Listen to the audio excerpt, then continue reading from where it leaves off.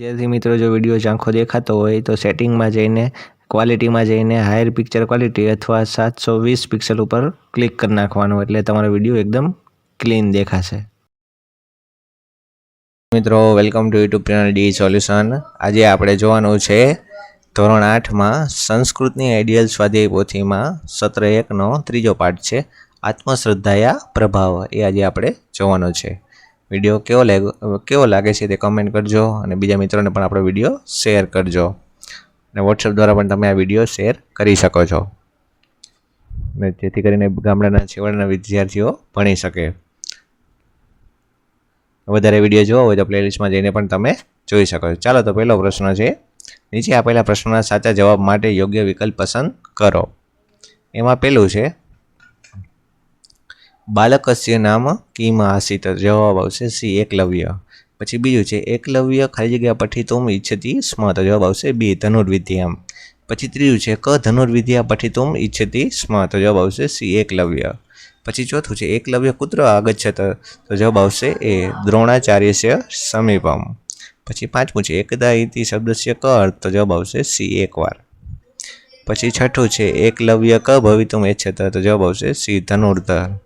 पछी सातमुं आवे छे द्रोणाचार्य कान पाठ्यति स्म, तो जवाब आवशे डी कौरवान पांडवान च। पछी आठमुं छे शिथिला इति शब्दस्य क अर्थ, तो जवाब आवशे ए ढीली। पछी नवमुं छे आचार्य प्रति कस्य श्रद्धा शिथिला न अभवत, तो जवाब आवशे डी एकलवस्य न अभवत। पछी 10मुं छे एकलव्य किम अरच्येत, तो जवाब आवशे ए प्रतिमा। पछी 11मुं छे एकलव्य कस्य मूर्तिम अरच्येत, तो जवाब आवशे ए द्रोणाचार्यस्य। पछी 12मुं छे एकलव्य प्रतिदिनम क अनुमत, तो जवाब आवशे सी द्रोणस्य मूर्तिम। पछी 13मुं छे एकलव्य सवारथी सांज शुं करतो हतो, तो जवाब आवशे डी धनुर्विद्यानो अभ्यास। पछी 14मुं छे सने सने क कुशल धनुर्धर अभवत, तो जवाब आवशे बी एकलव्य। पछी 15मुं छे द्रोणाचार्य के सहवने आगच्छत, तो जवाब आवशे डी कौरवे पांडवे च। पछी 16मुं छे कुकुर इति शब्दस्य पर्यायी शब्द क, तो जवाब आवशे बी सारमेय। पछी 17मुं छे क अभसत, तो जवाब आवशे बी स्वानः। पछी 18मुं छे कूतरो कोने जोईने भसवा लाग्यो, तो जवाब आवशे बी कौरवो पांडवोने। पछी 19मुं छे कोणे कूतरानुं मों सीवी दीधुं, तो जवाब आवशे ए एकलव्य। पछी 20मुं छे एकलव्य द्रोणाचार्यम किम अदर्शयेत, तो जवाब आवशे ए मूर्तिम। पछी 21मुं छे गुरु श्रद्धाय प्रतीक क, तो जवाब आवशे सी एकलव्य। पछी 22मुं छे कस्य बलेन एकलव्य श्रेष्ठ धनुर्धर अभवत, तो जवाब आवशे डी आत्मश्रद्धया। पछी 23मुं छे एकलव्य केवी रीते श्रेष्ठ धनुर्धर बन्यो, तो जवाब आवशे ए आत्मश्रद्धाना बळथी। पछी आगळ आवे छे बीजो प्रश्न खाली जग्या पूरो। एमां पहेलुं छे एकलव्य धनुर्विद्या पठितुम् द्रोणाचार्यस्य समीपम् अगच्छत। पछी बीजुं छे एकलव्यस्य आचार्य प्रति श्रद्धा शिथिलां न अभवत। पछी त्रीजुं छे सने सने एकलव्य कुशलम धनुर्धर अभवत। पछी चौथुं छे एक कुकुर ताण दृष्ट्वा अभसत। पछी पांचमुं छे एकलव्य बाणे तस्य कुकुरस्य मुखम आसीव्यत। पछी छठुं छे एकलव्य गुरुश्रद्धाया आत्मश्रद्धाया च प्रतीकः अस्ति। पछी सातमुं छे एकलव्य अस्मान् शिक्षयति स्वयं प्रज्योति स्वयं प्रज्ञ भवतु।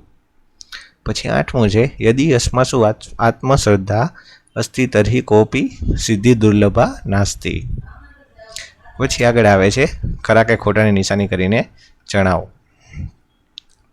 चालो अहींया तमने बधा खरा खोटा आपेला छे, बराबर। एमां पहेलुं छे एकलव्य द्रोणाचार्यम समीपम आगच्छत, तो जवाब आवशे साचुं। पछी बीजुं छे द्रोणाचार्य सर्वान योग्यन शिष्यान पाठ्यति स्म, तो जवाब आवशे खोटुं। पछी त्रीजुं छे द्रोणाचार्य एकलव्य शिष्य रूपेण स्वीकारम करतो न शकनोति, तो जवाब आवशे साचुं। पछी चौथुं छे आचार्यम प्रति एकलव्य श्रद्धा शिथिलाम न भवत, तो जवाब आवशे साचुं। पछी पांचमुं छे अर्जुन द्रोणाचार्य से एकाम मूर्तिम अर्चयेत, तो जवाब आवशे खोटुं। पछी छठुं छे एकदा दशमीना वने केवलम पांडवा एवं आगच्छान, तो जवाब आवशे खोटुं। पछी सातमुं छे स कुकुर द्रोणस्य मूर्ति दृष्ट्वा अभसत, तो जवाब आवशे खोटुं। पछी आठमुं छे एकलव्यस्य बाणे कुकुरस्य मुखम आसीव्येत, तो जवाब आवशे साचुं। पछी नवमुं छे अर्जुनस्य बाणे कुकुरस्य मुखम आसीव्येत, तो जवाब आवशे खोटुं। पछी 10मुं छे एकलव्य द्रोणाचार्य मूर्ति अदृश्येत, तो जवाब आवशे साचुं। पछी 11मुं छे एकलव्य ईश्वर श्रद्धाय प्रतीक अस्ति, तो जवाब आवशे खोटुं। પછી 12મું છે ગુરુ શ્રદ્ધેય બલેન એકલવ્ય ધનુર્ધર અભવત, તો જવાબ આવશે સાચું. પછી 13મું છે એકલવ્ય ઈચ્છાશક્તિ ઈશ્વર શ્રદ્ધાએ જ પ્રતિકમ વર્તતે, તો જવાબ આવશે ખોટું. પછી આગળ આવે છે ચોથો પ્રશ્ન, નીચે આપેલા પ્રશ્નોના ગુજરાતીમાં ઉત્તર આપો.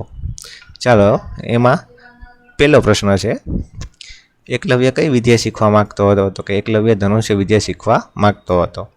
પછી બીજું છે, એકલવ્ય દ્રોણાચાર્ય પાસે જઈને શું બોલ્યો? તો કે એકલવ્ય દ્રોણાચાર્ય પાસે જઈને કહ્યું કે ગુરુદેવ, હું પણ ધનુર્ધારી બનવા ઈચ્છું છું, કૃપા કરી મને સ્વીકારો.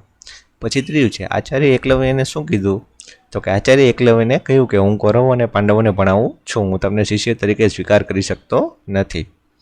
પછી ચોથું છે, ગુરુની સાથે વનમાં કોણ ગયું? તો કે ગુરુની સાથે વનમાં પાંડવો અને કૌરવો ગયા.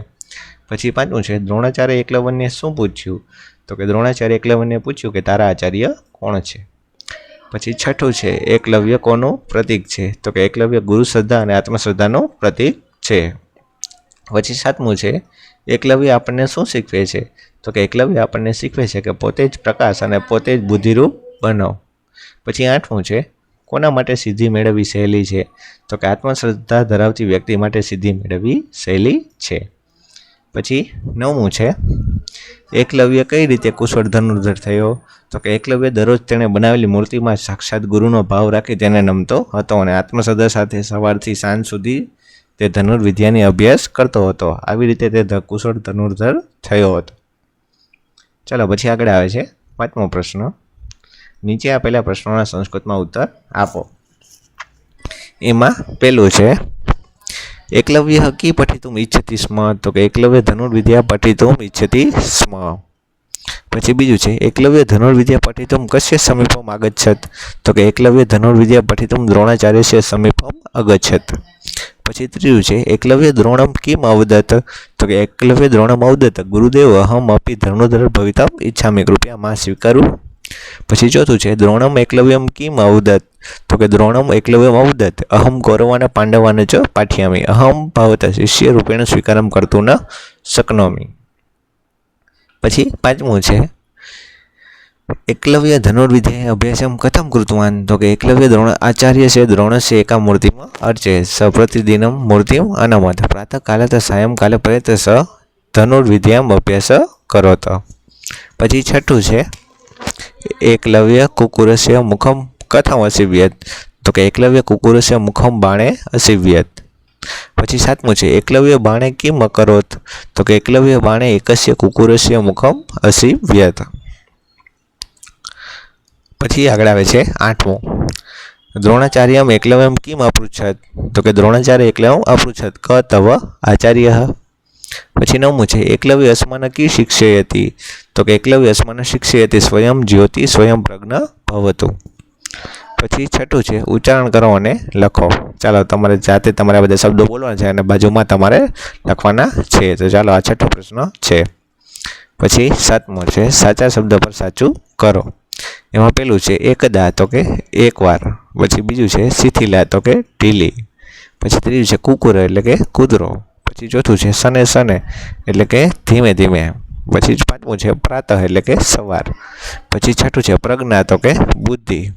પછી સાતમું છે યદિ તર્હિ, તો કે જો અને તો. પછી આઠમો પ્રશ્ન છે, નીચેના શબ્દોના આધારે વાક્ય બનાવો. એમાં પહેલું છે ધનુર્ધર, તો કે એકલવ્ય શ્રેષ્ઠ ધનુર્ધર અભવત. પછી બીજું છે બાલક, તો કે એક બાલક આસીત. પછી ત્રીજું છે શિષ્ય, તો કે અહમ ભવત શિષ્ય રૂપેણ સ્વીકારમ કર્તુમ ન શક્નોમિ. પછી ચોથું છે કુકુર, તો કે એક કુકુર તાન દ્રષ્ટવા અવસત. પછી નવમું છે, નીચેના વાક્યનો સંસ્કૃતમાં અનુવાદ કરો. એમાં પહેલું છે એકલવ્ય કુશળ ધનુર્ધર છે, તો કે એકલવ્ય કુશળ ધનુર્ધર અસ્તિ. પછી બીજું છે કૂતરો ભસે છે, તો કે કુકુર ભસતી. પછી ત્રીજું છે તારા આચાર્ય કોણ છે? તો કે ક તવ આચાર્ય.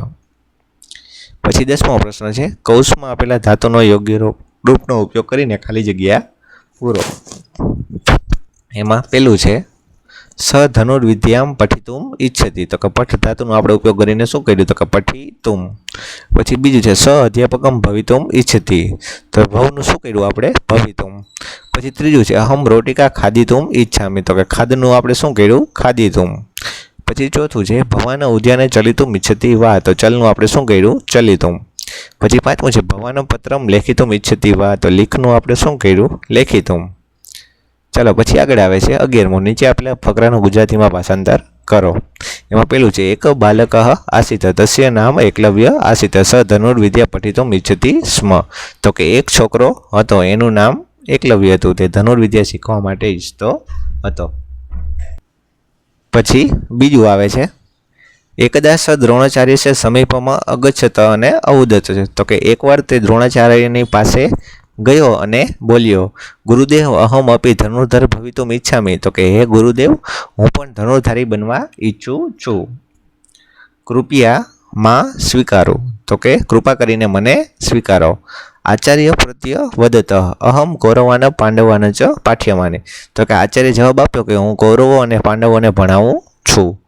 અહમ ભવત શિષ્ય રૂપેણ સ્વીકારમ કરતું ન શક્નોમી, તો કે હું તમારો શિષ્ય તરીકે સ્વીકાર કરી શકતો નથી. પરંતુ આચાર્ય પ્રતિ દસ્ય શ્રદ્ધા શિથિલા ન અભવતી, પરંતુ આચાર્ય પ્રત્યે તેની શ્રદ્ધા ઢીલી ન પડી. પછી ત્રીજું છે સ આચાર્ય સ દ્રોણસ્ય એકા મૂર્તિમાં અર્ચયત, તો કે તેણે આચાર્ય દ્રોણની એક મૂર્તિ બનાવી. સ પ્રતિદિનમ મૂર્તિમ અનમત, તો કે તે દરરોજ મૂર્તિને નમતો એટલે કે પ્રણામ કરતો હતો. પ્રાતઃકાલત સાયંકાલ પર્યંત ધનુર્વિદ્યા અભ્યાસમ અકરોત, તો કે સવારથી સાંજ સુધી તે ધનુર્વિદ્યાનો અભ્યાસ કરતો હતો. સને સને સ કુશલમ ધનુર્ધર અભવત, તો કે ધીમે ધીમે તે કુશળ ધનુર્ધારી બની ગયો. ધનુર્ધારી એટલે કે બાણ ચલાવવાવાળો. પછી આગળ આવે છે ચોથો પ્રશ્ન.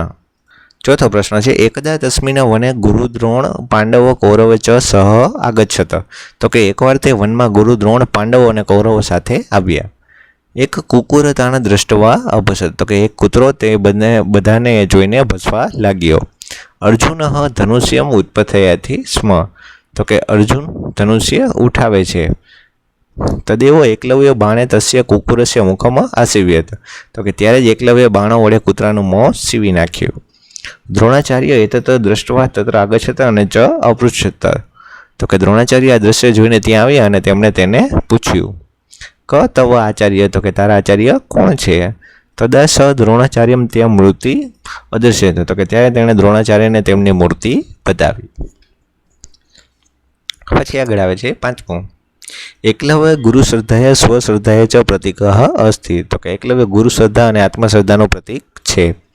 એકલવ્ય છે અસ્માન શિક્ષયતિ, તો કે એકલવ્ય આપણને શીખવે છે કે સ્વયં જ્યોતિ સ્વયં પ્રજ્ઞ ભવતું, તો કે પોતે જ પ્રકાશ અને પોતે જ પ્રજ્ઞારૂપ બનો.